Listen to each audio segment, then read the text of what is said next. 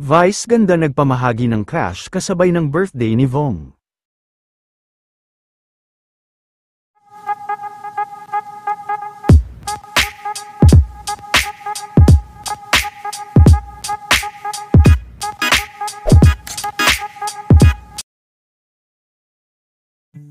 Matapos ang naganap na pa-birthday celebration at birthday surprise para kay Vong Navarro kanina, ay nagsimula naman na magpamahagi ng blessing si Vice sa kanyang Showtime family.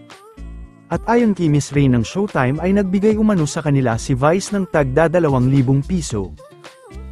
Inutos na lang ni Vice ang pamamahagi ng blessing sa kanila. Thank you, Vice.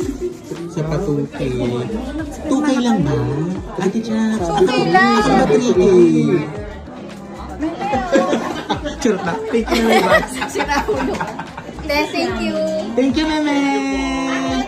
Thank you po.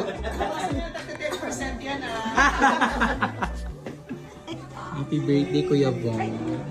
Ay, paano masarap to? Asaan yung Ate Liza. Hi! Happy birthday! Ice cream! Yes. Nagpa-birthday ka, hindi ka man lang nag-ano. Sa Monday pa ako magpapa-birthday. Paano?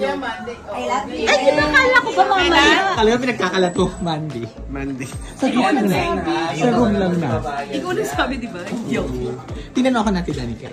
Rain, gamitin mo yan sa mga Gagamitin ko ito sa mabuting paraan. Pang choops ko later.